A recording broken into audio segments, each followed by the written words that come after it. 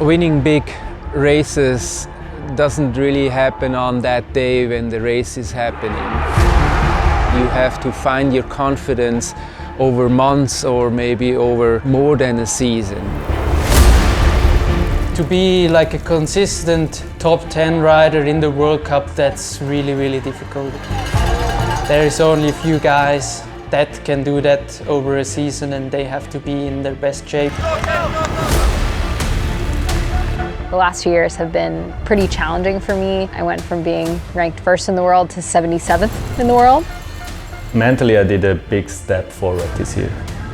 This year I knew it's more and more I need to have a perfect day. Everything needs to come together. So my goal was to step up with Julian Absalon's record, but I didn't have the overall in mind at all.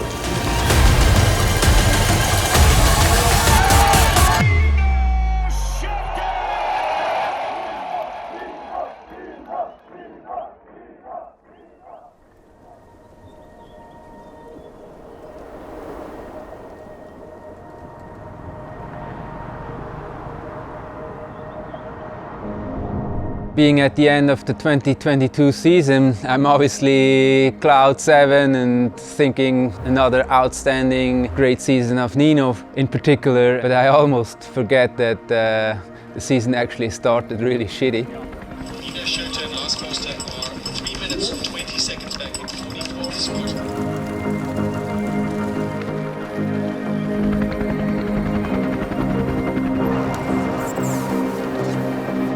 Luckily, Nino did the turnaround quite quick by winning the first World Cup in Brazil. Just what we needed to actually fix the problem we had at Cape Epic.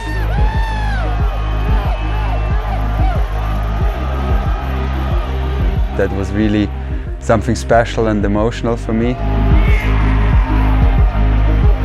I didn't know myself if I'm still able to win World Cup races, but yeah, I proved to myself and all others that I'm still able to win races if everything comes together on the day. This win in Brazil, after not winning for 3 years, was such a big release for Nino. And from then on, he was a totally different athlete.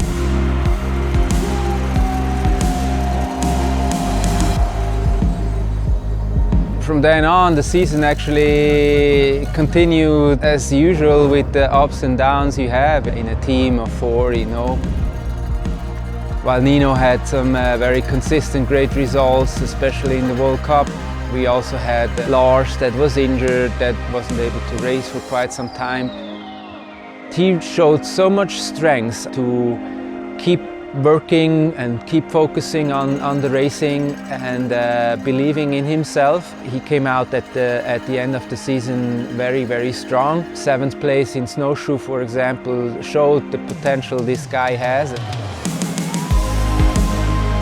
1 week before snowshoe at home during the training week, I really felt the power back in the pedals. I just had fun pushing hard, and I was just looking forward to the race. This was a super happy feeling for me. Having this experience that you just have to believe in yourself and be patient and continue working is something that Lars has and will prove that it will turn to the good next year.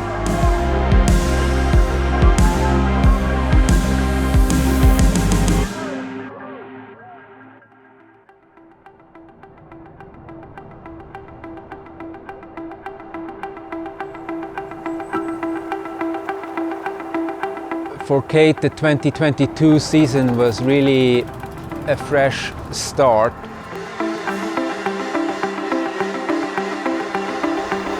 The last 2 years have been pretty challenging for me. I went from being ranked first in the world to 77th in the world.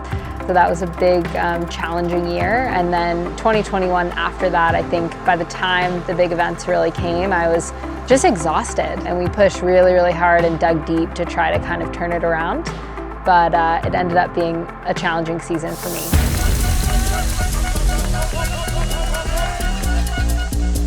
She really had to kind of restructure her training and a lot of things in her build up for the season, and that's what she did.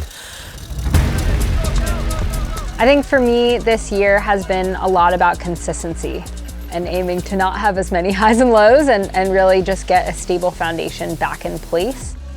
So my goal at the beginning of the year was to be back in the top 10.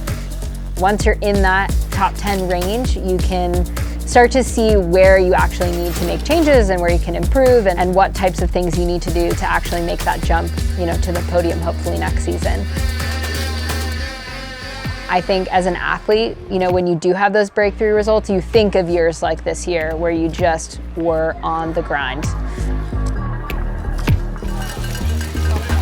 At this point in the season, I'm actually really happy with it. I think it hasn't been the most exciting season. It hasn't been the season with my best results, but I did achieve that goal of consistency, and it's taken a lot of really hard work to get to that place mentally and physically and be able to just show up and race well.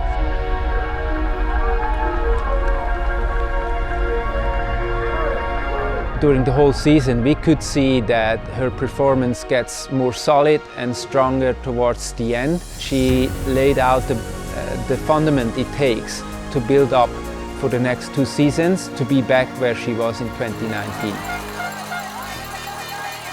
You know what starts now? Celebration? No. Project Podium.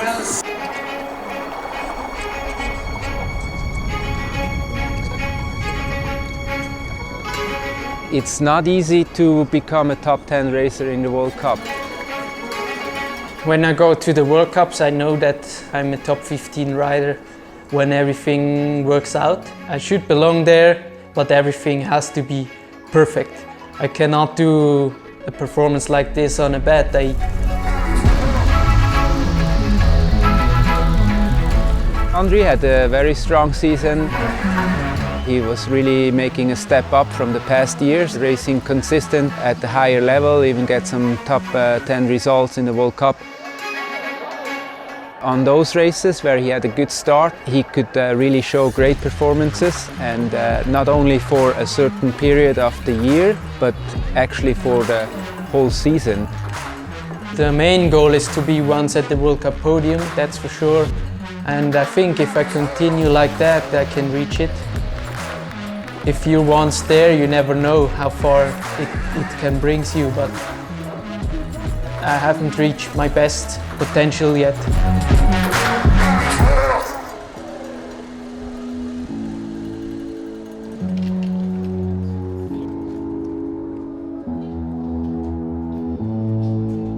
We all knew from the beginning of the season that most of the racing load was towards the end, with having 4 World Cup races within only a month and then straight into European Championship, World Championship, World Cup finale. It's been as hectic as never before. We were all a bit at the limit of what we could do with traveling, with racing and building up motivation and focus over and over again with all these important races. It didn't look very good like a month prior to World Championship. That was really something that could have changed not only the season but maybe even more. I had a nasty crash. I couldn't take part in the cross-country race afterward. I lost a lot of points in the overall. I was already a bit afraid. Yeah, now it's probably getting super tight for the overall, even if I was still in the lead. I did a lot of physio, a lot of stuff for my shoulder, and I was able to train well those weeks back home, and had a good feeling coming into Worlds. On Sunday in the cross-country race, I think I managed almost to do a perfect race. I had just one small crash in between, but I was able to win my 10th World Champion title. That still feels unbelievable. I think the World Championship was just one of his best performances of his whole career. Couldn't imagine at the beginning of the season that it will go so well with winning another World Champion title and another overall. In my opinion, the start of Nino's season was really the pinnacle of how it should be to actually then at the end win the World Champion title and win the World Cup overall title. From SCOTT-SRAM MTB Racing team, it is Nino.